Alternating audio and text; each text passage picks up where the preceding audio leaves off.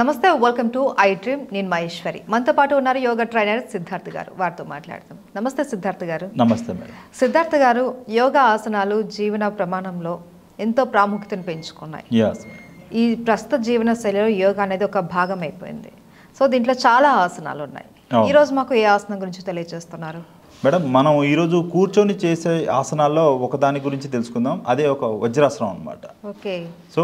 ఆ వజ్రాసనం చేస్తే మనం వజ్రంలో స్ట్రాంగ్ అవుతామో అన్న ఫీలింగ్తో అలాంటి ఆసనం పెట్టుంటారా మేబీ ఎందుకంటే అందులో ఉండే బెనిఫిట్స్ అలాంటివి అనమాట అంటే ఎలాంటి బెనిఫిట్స్ ఉంటాయి అందులో సో అందులో ఉంటే మనం అతిగా తిన్నా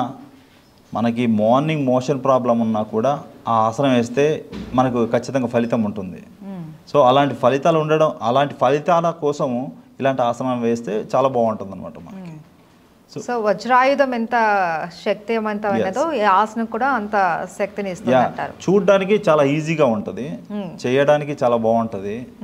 మనకి పెయిన్ అనేది చాలా సేపటి తర్వాత తెలుస్తుంది అనమాట ఇందులో కూర్చొని మినిమం మనం ఒక 30 సెకండ్స్ ఏ ఆసనమైనా చేస్తే బాగుంటుంది బట్ ఇది మనం ఒక 2 నిమిషాలు కూర్చున్నా పెయిన్ అనేది తెలియదు అనమాట సో మనకి రక్త ప్రసరణ కూడా చాలా బాగా జరుగుతుంది అందులో సో అలాంటి ఆసనాల వల్ల చాలా బెనిఫిట్స్ ఉన్నాయి చూడడానికి చిన్నగా ఉంటుంది అదే చోటా ప్యాక్ ఏదో అంటారు కదా చిన్న ప్యాకేజ్ చాలా పెద్ద మ్యాటర్ అన్నట్టు అలా ఉంటుంది అనమాట అది సింపుల్ గా ఉంటుంది చూడడానికి చేయడానికి కానీ ఫలితాలు మాత్రం చాలా గొప్పగా ఉంటాయి ఇది ఎవరెవరు చేయొచ్చు అంటారు ఇది చాలా మంది చేయొచ్చు అంటే లిమిటేషన్ ఉండదు మనకి సో 60 ఏళ్ళు దాటిన వాళ్ళకి ఏమైందంటే కొంచెం మోకాల నొప్పులు అవి ఉంటాయి కదా వాళ్ళు కొంచెం లిమిట్ టైంలో తీసుకుంటే బాగుంటుంది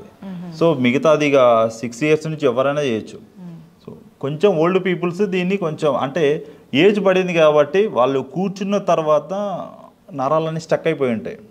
సో జాయింట్స్ అన్నవి ఇబ్బంది పెడతాయి కాబట్టి వయసు పైబడ్డ వాళ్ళు కొద్దిగా చూసి చేసుకుంటే బెటర్ అంటే జనరల్గా యుక్త వయసు ఉన్న వాళ్ళు ఏదైతే ఈజీగా చేస్తారో వాళ్ళకి కొంచెం అంత ప్రాబ్లం ఉంటుంది అనమాట సో వాళ్ళు 30 సెకండ్స్ చేస్తే వీళ్ళు ఒక 10 సెకండ్స్ చేస్తే సరిపోతుంది మనకి ఓకే రైట్ మరి ఆసనాలు ఎలా చేయాలో చూపిస్తారా వజ్రాసనం డెఫినెట్గా చూపిస్తాను మేడం ఇప్పుడు మనం వజ్రాసనం ఎలా వేయాలో చూద్దాం ముందుగా మనం ఇలా కూర్చొని మన అరికాలు అనేవి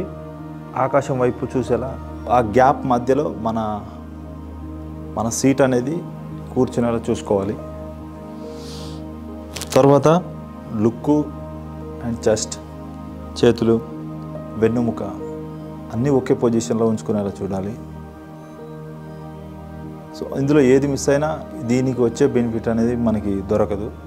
సో ఈ ఆసనంలో ఈ తొడ కండరాలు అనేవి చాలా గట్టిపడతాయి అన్నమాట ఆసనం వేసిన తర్వాత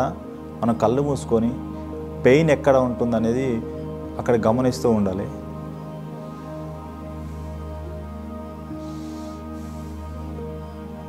శ్వాస అనేది స్లోగా తీసుకోవాలి ముక్కు నుండి మాత్రమే తీసుకోవాలి అలా నోరు తెచ్చి అలాంటివి తీసుకోకూడదు